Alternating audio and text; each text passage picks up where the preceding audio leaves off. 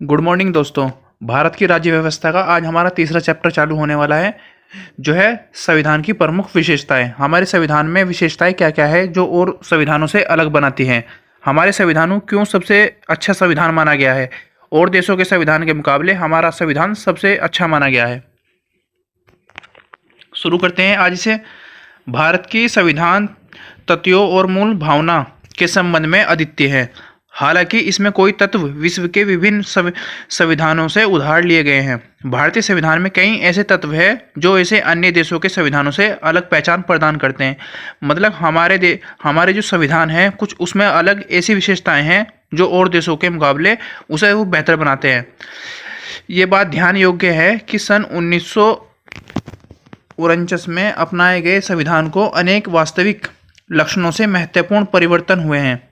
विशेष रूप से 7वें, 42वें, 44वें, 73वें, 74वें और 97वें संशोधन में संविधान के कई बड़े परिवर्तन करने वाले 42वें संविधान संशोधन अधिनियम 1976 को मिनी कॉन्स्टिट्यूशन कहा जाता है। मतलब हमारे संविधान में कितने ही तरह के परिवर्तन हुए हैं। पहले हमारा संविधान में 395 आर्टिकल्स थे, पर अब 465 आर्टिकल हैं। वक्त के अकॉर्डिंग हमें जिस चीज़ों की ज़रूरत पड़ी वो हम संविधान में ऐड करते चले गए। हालांकि केशवानंद भारती मामला 1973 में सर्वोच्च न्यायालय में व्यवस्था दी थी कि अनुच्छेद 368 के तहत सांसद को मिली संवैधानिक शक्ति संविधान के मूल ढांचे को बदलने की अनुमति नहीं है। मान लीजिए ये आर्टिकल 9 है, उसे आप बदल नहीं सकते, पर आर्टिकल 9A उसमें एक नया ऐड कर सकते हैं। इस तरह से ये दिया गया है, संविधान के मूल ढांचे को बदलने की अनुमति नहीं है। केशवानंद भारती मामला ये केरल का है। केशवानंद भारती मामला 1973 का फेमस केस था सुप्रीम कोर्ट का। अगर सुप्रीम कोर्ट का जिक्र आया तो सुप्रीम कोर्ट का स्थापना कब हुई थी? 1773 में, जिसे हमने पीट्स इंडिया रेगुलेटिंग एक्ट्स में पढ़ा था। इसमें सबसे शुरू में जज कितने थे? एक चीफ जस्टिस ऑफ इंडिया थे और 3 अदर जज थे। पर अब कितने हैं?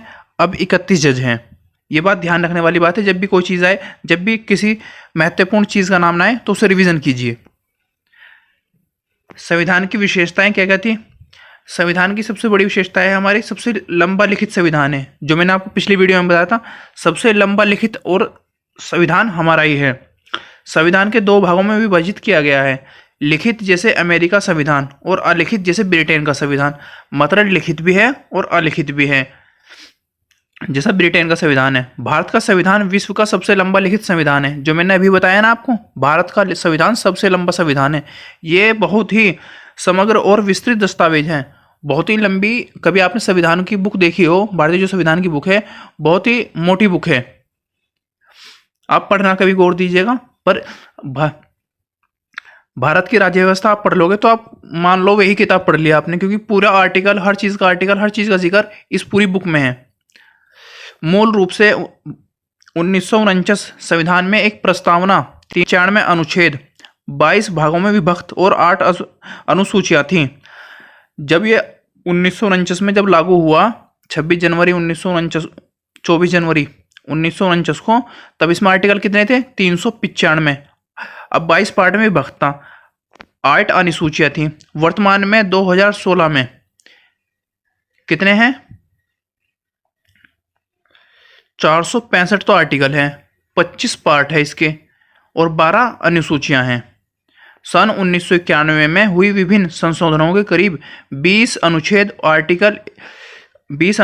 वे एक भाग नंबर 8 को हटा दिया गया। इसमें करीब 90 अनुच्छेद 4 भाग 4A, 9K, 9K और 14K और 4 अनुसूचियाँ 9, 10, 11, 12 को जोड़ा गया। विश्व में किसी अन्य संविधान को इतने अनुच्छेद और अनुसूचियाँ नहीं हैं। पॉइंट पढ़ लेते हैं इसके क्या क्या है। भौगोलिक कारण भारत का विस्तार और विविधता है। ऐतिहासिक, इसके उदाहरण के रूप में भारत शासन अधिनियम 1935 को प्रभाव में देखा जा सकता है। ये अधिनियम बहुत विस्तृत है। जम्मू कश्मीर को छोड़कर केंद्र और राज्य में के लिए एकल संविधान है। मतलब जम्मू कश्मीर का संविधान मैंने आपको पिछले चैप्टर में पढ़ा था, जम्मू कश्मीर का संविधान अलग मांगते थे, तो वे अभी तक संविधान को नहीं मानते थे, अब तो मानने लगे हैं। पहले सबके संविधान एक होता था, एक एक नियम एक कानून सबके लिए। संविधान सभा में कानून विशेषज्ञों का अलग से महत्व है। पॉइंट नंबर 2, विभिन्न स्तरों से विविध। भारत के संविधान में अपना अधिकतर कई देशों से संविधान शासन अधिनियम 1935 में उपबंध हैं। डॉक्टर अंबेडकर ने गर्व के साथ घोषणा की थी कि भारत का संविधान निर्माण विश्व के विभिन्न संविधानों को छानने के बाद किया गया है। मतलब क्या है, भारत का जो संविधान है अलग अलग देशों से कुछ ना कुछ जो उनका खास है वो लिया गया है। देखी जाएगी, संविधान का अधिकांश ढांचागत हिस्सा भारत शासन अधिनियम 1935 से लिया गया है। संविधान का दार्शनिक भाग मौलिक अधिकार और राज्य की नीति निर्देशक सिद्धांत अमेरिका और आयरलैंड से लिए गए हैं। अमेरिका और आयरलैंड से। भारत का संविधान राजनीतिक भाग संघीय सरकार का सिद्धांत और कार्यपालिका के विधायक संबंध अधिकतर ब्रिटेन से संविधान से लिया गया है। संविधान के अन्य प्रावधान कनाडा, ऑस्ट्रेलिया, जर्मनी, यूएसआर अब जो रूस कहा जाता है, फ्रांस, दक्षिण अफ्रीका, जापान इत्यादि देशों से संविधानों से लिया गया है। भारत में संविधान का सबसे बड़ा प्रभाव भौतिक सामग्री का स्रोत भारत सरकार अधिनियम 1935 रहा है। संघीय व्यवस्था, कार्यपालिका, राज्यपाल, आपातकालीन अधिकार, लोक सेवा आयोग, अधिकतर प्रशासनिक विवरण इसी के लिए लिए गए हैं। संविधान में आने से अधिक प्रावधान या तो 1935 में इस अधिनियम के समान है या इससे मिलते जुलते हैं। तीसरा पॉइंट क्या है, नियम व अनियमता व समन्वय। मतलब मान लीजिए हमारा जो संविधान है ना तो लचीला है ना ही कठोर है, बल्कि इनसे मिलता जुलता है। अनुच्छेद 368 में दो तरह के प्रावधान हैं। अनुच्छेद 368 ये क्या का आर्टिकल है, ये अमेंडमेंट का, मतलब आप इसे परिवर्तन कर सकते हैं, इसमें कोई चीज नई ऐड कर सकते हैं। चौथा पॉइंट करता है एकात्मक की ओर सुझाव और संघीय व्यवस्था। मतलब ये शक्ति एकात्मक है, जो सुप्रीम कोर्ट है एक वह है, एक सेंट्रल है। भारत के संविधान संघीय सरकार की स्थापना करता है। इसमें संघ सभी आम लक्षण विगमन है, जैसे कि दो सरकारें, शक्तियों का विभाजन, लिखित संविधान, संविधान की सर्वोच्चता, संविधान की कठोरता, स्वतंत्रता, निकाय पालिका और द्विसदनीय। मतलब दो सरकारें कौन सी, एक तो सेंट्रल और एक स्टेट। ठीक। संविधान की कठोरता, संविधान की सबसे पहले संविधान है। ठीक। लिखित संविधान, हमारा लिखित संविधान है, ब्रिटेन की तरह नहीं, कनाडा वो लिखित नहीं है। संविधान को ही सबसे ऊपर माना जाता है, संविधान से बड़ा कुछ नहीं। संविधान की कठोरता, मतलब संविधान ही से ऊपर कुछ नहीं, संविधान को लागू करना सबसे कंपलसरी है। स्वतंत्रता, निकाय पालिका, मतलब न्याय के लिए न्यायपालिका जो है वो किसी के काम के लिए किसी के अंडर काम नहीं करती, वो स्वतंत्र है अपने काम करने के लिए। द्विसदनीयता, मतलब एक तो लोकसभा हो गई और एक राज्यसभा, ये इस तरह है दो सदनीय।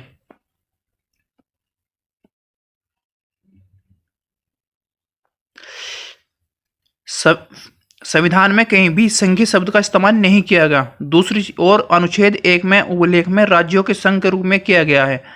संविधान में आर्टिकल 1 मतलब संघीय शब्द यूनाइटेड कहीं भी नहीं है। उसमें पहला आर्टिकल क्या लगता है, राज्यों के संघ। इसके दो अभिप्राय है, पहला भारतीय संघ राज्यों के बीच हुए किसी समझौते का निष्कर्ष नहीं है, और दूसरा किसी राज्य को संघ से अलग होने का अधिकार नहीं है। कोई भी राज्य संविधान से अलग नहीं हो सकता। इसी वजह से भारतीय संविधान को निम्नांकित किया गया है, जैसे कि एकात्मक की भावना के संग। पांचवा पॉइंट क्या है, सरकार की सांसदीय रूप। भारतीय संविधान में अमेरिका अध्यक्षीय प्रणाली के बजाय ब्रिटेन की सांसदीय तंत्र को अपनाया गया है। मतलब अमेरिका की तरह अध्यक्षीय प्रणाली को नहीं अपनाया गया, वहां ब्रिटेन की जो सांसदीय तरीका है, जो सांसद चुने जाते हैं डेमोक्रेटिक पब्लिक के द्वारा, वे चुने गए हैं। सांसदीय प्रणाली को सरकार को वेडमिनिस्टर रूप, उत्तरदायी सरकार और मंडलीय सरकार के भी नाम से जाना जाता है। मतलब जो सांसदीय प्रणाली होती है सरकार की, वे उत्तरदायी होती है और मंडलीय होती है। मतलब एक मंत्रिमंडल होता है जो कैबिनेट होती है, इसी तरह हमारे भारत में भी है एक मंत्रिमंडल है। इसके पॉइंट क्या क्या है, वास्तविक और नामपत्र कार्यपालकों की उपस्थिति। बहुमत वाले दल की सत्ता, मतलब जिसकी बहुमत होगी वही सत्ता में होगा। तो आपने सुना होगा ना, चुनाव में बहुमत लाना जरूरी है, तो वो इसीलिए जरूरी है क्योंकि जिसकी बहुमत होगी वही सत्ता में होगा। पॉइंट आया क्या है, विधायिका के समक्ष कार्यपालिका की संयुक्त जवाबदेही। पांचवा पॉइंट क्या है, विधायिका की मंत्रियों की सदस्यता, मतलब जो विधायिका है उनकी ही मंत्रियों की सदस्यता ली जाएगी। प्रधानमंत्री और मुख्यमंत्री के नेतृत्व, मतलब ये तो प्रधानमंत्री के अंडर मंत्रिमंडल होगा और एक मुख्यमंत्री के। निचला सदन विघटन, लोकसभा अथवा विधानसभा। लोकसभा एक तो होता है और एक विधानसभा होती है, हर सेंट्रल के और स्टेट के। संसदीय संप्रभुता और न्यायिक सर्वोच्चता की समन्वय, मतलब संसदीय प्रभुता क्या है, संसदीय संप्रभुता का नियम ब्रिटिश सांसद से जुड़ा हुआ है, जबकि न्यायपालिका की सर्वोच्चता का सिद्धांत है अमेरिका में सर्वोच्च न्यायालय से लिया गया है। अमेरिका से लिया गया है सुप्रीम कोर्ट, हमारे देश में जो संविधान है वो अमेरिका के लिए गया है, जबकि न्यायपालिका सर्वोच्च सिद्धांत है, मतलब न्यायपालिका से ऊपर कोई नहीं।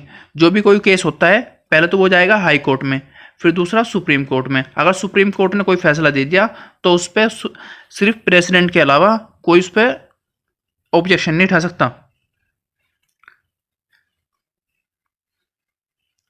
सातवां पॉइंट क्या है, एकीकृत और स्वतंत्र न्यायपालिका।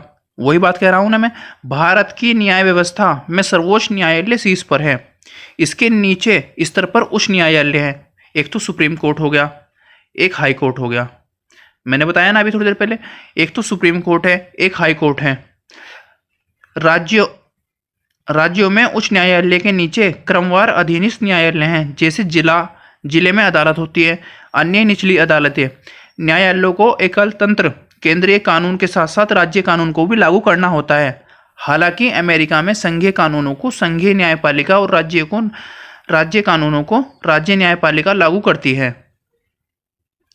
सर्वोच्च न्यायालय संघीय अदालत है, ये शीर्ष न्यायालय है, मतलब सुप्रीम कोर्ट जो है सबसे बड़ी अदालत है।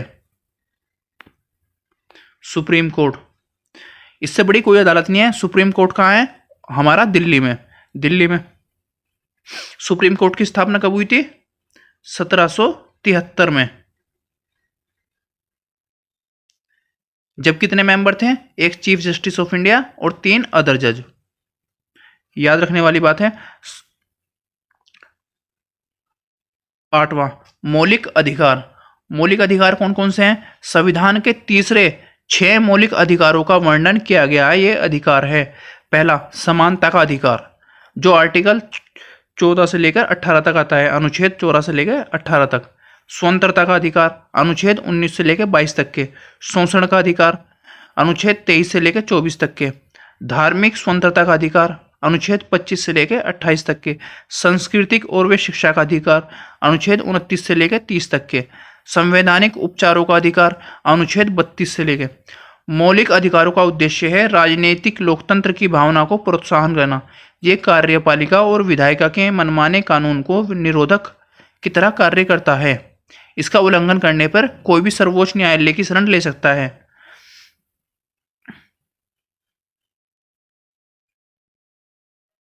नौवां क्या है, राज्य के नीति और निदेशक सिद्धांत। Doctor VR. अम्बेडकर के अनुसार राज्य में नीति निदेशक सिद्धांत भारतीय संविधान की अनूठी विशेषता है। इनका उल्लेख संविधान के चौथे भाग में किया गया है। मोटे तौर पर 3 भागों में विभाजित किया जाता है, सामाजिक, गांधीवादी, उदारवादी। मतलब क्या है, राज्य नीति और निदेशक सिद्धांत, ये एक अलग से चैप्टर है हमारी बुक में, इसे हम पूरा कवर वहां करेंगे। मौलिक कर्तव्य, भारतीय मूल के मौलिक कर्तव्यों का उल्लेख नहीं किया गया है। इसे स्वर्ण सिंह समिति की सिफारिश पर आधार पर 1976 के 42वें संविधान संशोधन के माध्यम से आंतरिक आपातकाल 1975 और 1975 से लेकर 1977 के दौरान शामिल किया गया था। 2002 में 76वें संविधान संशोधन में एक मौलिक कर्तव्यों को जोड़ा गया है। संविधान 4A भाग ए में मौलिक कर्तव्यों का जिक्र किया गया है।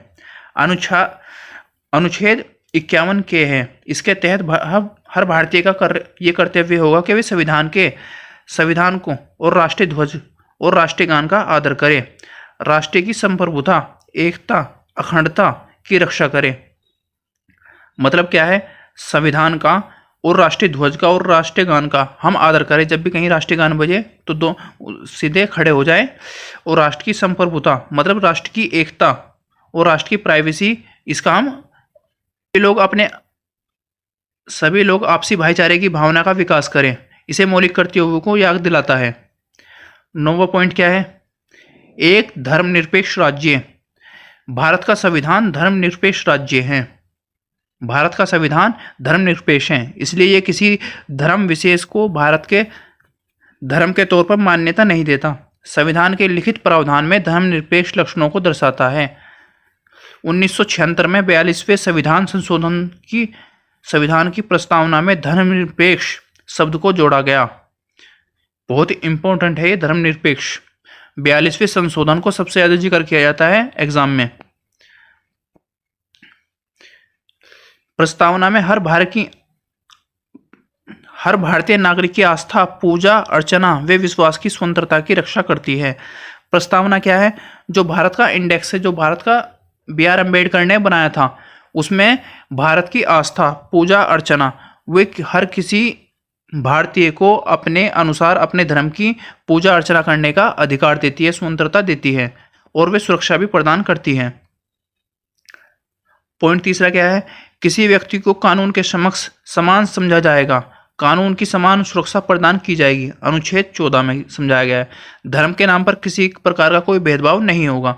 अनुच्छेद 15 आर्टिकल 15 मतलब धर्म के नाम पर हिंदू, मुस्लिम और सिख ईसाई के नाम पर किसी के साथ कोई भेदभाव नहीं होगा, ये आर्टिकल 15 कहता है। सार्वजनिक सेवाओं में सभी नागरिकों को समान अवसर दिया जाएगा। मतलब जो पब्लिकली कोई चीज़ होती है उसमें सबके लिए सभी बराबर हैं। हर व्यक्ति को किसी भी धर्म को अपनाने व उसके अनुसार पूजा अर्चना करने का समान अधिकार है। आर्टिकल 25 ये बात कहता है, हर व्यक्ति का अपने अनुसार अपने धर्म अपना सकता है और वह उसके अनुसार पूजा अर्चना करने का अधिकार है। 9वां पॉइंट क्या है, हर धार्मिक समूह व उसके हिस्से को अपने धार्मिक मामले के प्रबंधन का अधिकार है। अनुच्छेद 26 ये कहता है। 8वां क्या है, किसी भी व्यक्ति को किसी भी धर्म विशेष के प्रचार के लिए किसी प्रकार का कर देने के लिए बाध्य नहीं होगा। किसी भी व्यक्ति को अपने धर्म के प्रचार करने के लिए कोई सरकार को टैक्स नहीं देना होगा। किसी भी सरकारी पढ़ाने वाली संस्थान को और धार्मिक निर्देश नहीं दिए जाएंगे। किसी भी पढ़ाने वाली जो संस्था है, जिस तरह का अभी कुछ दिन पहले मामला चल रहा था हिजाब के ऊपर, तो वो किसी भी संस्था को, किसी भी कॉलेज को आप धर्म के अनुसार नहीं तोल सकते। एक एजुकेशन एक अलग डिपार्टमेंट है और आपकी जो धर्म है वो अलग डिपार्टमेंट है, तो इसलिए इस चीज़ का ध्यान रखा जाए। नागरिकों किसी भी वर्ग को अपनी भाषा, लिपि अथवा संस्कृति को संरक्षित रखने का अधिकार। अनुच्छेद 29 कहता है ये बात। अल्पसंख्यकों को अपनी पसंद और शैक्षणिक संस्थानों, पढ़ने वाले स्कूल की स्थापना करने और उन्हें संचालित करने का अधिकार है। मतलब अल्पसंख्यक कौन होते हैं, OBC माइनॉरिटी, जो अपनी पसंद से पढ़ाने की संस्थान की स्थापना कर सकते हैं और उन्हें संचालित करने का अधिकार है, जो आर्टिकल 30 कहता है। राज्य के सभी नागरिकों के लिए समान नागरिक संहिता बनाने के लिए प्रयास करेगा। अनुच्छेद 44 कहता है। फिर भारतीय संविधान द्वारा राज्य विधानसभा और लोकसभा के चुनाव को आधार स्वरूप सार्वभौम वयस्क मताधिकार को अपनाया गया है। हर व्यक्ति जिसकी उम्र 18 वर्ष है उसे धर्म, जाति, लिंग, साक्षरता अथवा संपदा इत्यादि के आधार पर कोई भेदभाव मतदान के लिए अधिकार है। मतलब धर्म के आधार पर हिंदू मुस्लिम का कोई अधिकार नहीं होगा। जाति के आधार पर ये पिछड़ी जाति का है या मर्द औरत में, अनपढ़ पढ़े लिखे में कोई भी भेदभाव नहीं होगा। 18 साल का होना चाहिए, वे अपनी वोट बनवा के डाल सकता है किसी भी कैंडिडेट को जो उसे पसंद आए। वर्ष 1989 में 61वें संशोधन अधिनियम 1988 के द्वारा मतदान करने की उम्र 21 वर्ष से घटाकर 18 वर्ष कर दी गई थी। एक नागरिकता, एकल नागरिकता। यद्यपि भारतीय संविधान फेडरल है, दो लक्षण एकल और संघीय ये प्रतिनिधित्व करता है। मतलब एक है और एक साथ है। मगर इसका केवल एकल नागरिकता का प्रावधान है, अर्थात नागरिकता मतलब भारत में एक तरह की नागरिकता है, वो है इंडियन। यहाँ अलग अलग स्टेट में अलग अलग नागरिकता नहीं है। जिस तरह के आप अमेरिका ले लीजिए, अमेरिका में अलग अलग स्टेट के लिए अलग अलग नागरिकता है।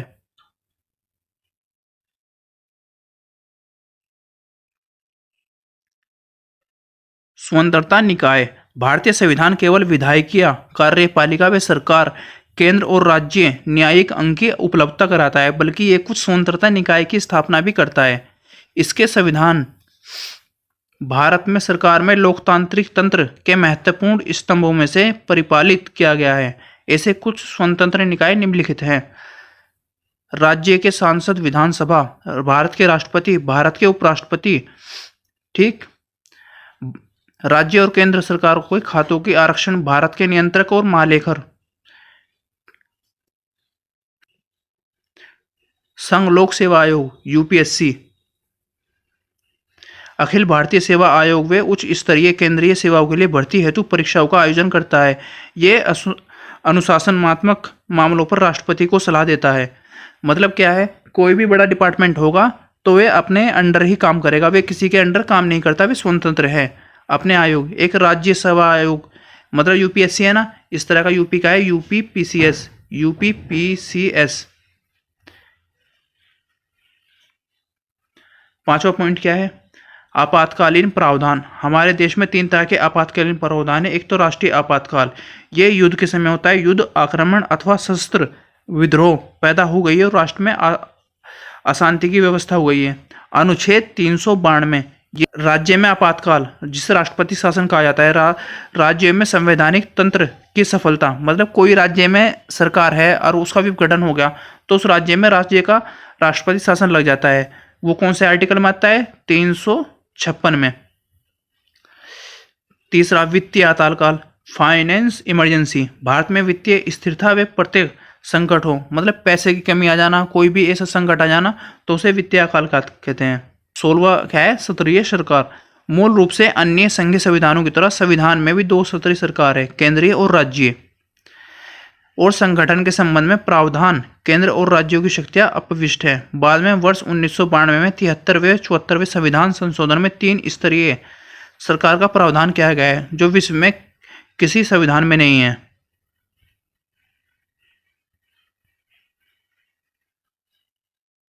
संविधान में एक नया भाग 9वां और नई सूची 11वीं को जोड़कर 1992 में 73वें संविधान संशोधन के माध्यम से पंचायतों को संवैधानिक मान्यता प्रदान की गई है। हमारे यहाँ पंचायतों का है, जो कि विश्व में किसी भी संविधानों में नहीं है। इसमें एक नया भाग 9 जोड़ा गया। इसी प्रकार 74वें संशोधन में विधायक 1992 में एक नया भाग 9A तथा नई सूची 12वीं को जोड़कर नगर पालिकाओं, शहरी स्थानीय सरकार को संवैधानिक प्राप्त मान्यता प्रदान की।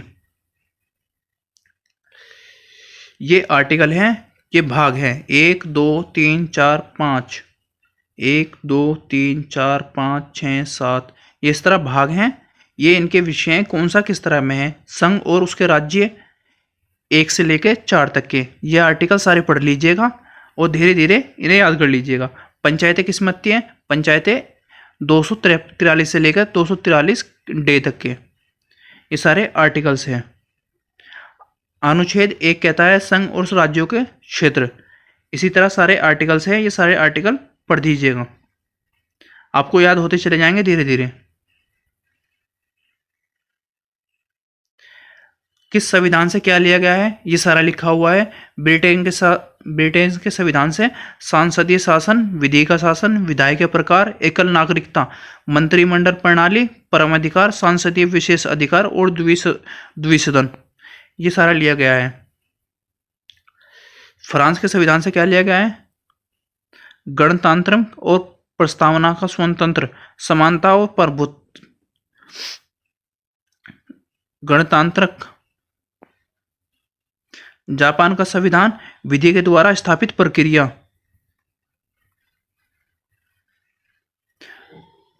सत्रहवां क्या है, सहकारी समितियां। 97वें संविधान संशोधन में 2011 में सहकारी समितियों ने संवैधानिक दर्जा और संरक्षण प्रदान किया। इस संदर्भ में 3 प्रकार के परिवर्तन किए गए हैं। पहला क्या है, सहकारी समिति गठित करने के लिए अधिकार को मौलिक अधिकार बना दिया गया। मतलब मौलिक अधिकार आपकी मनमर्जी हो आप कर सकते हैं, करना तो पड़ेगा। मौलिक अधिकार वह अधिकार होता है जिसे आपको यूज करना पड़ता है। दूसरा क्या है, राज्य के नीति निर्देशक तत्व जोड़ा गया सहकारी समितियों को प्रोत्साहन देने के लिए। अनुच्छेद 14B।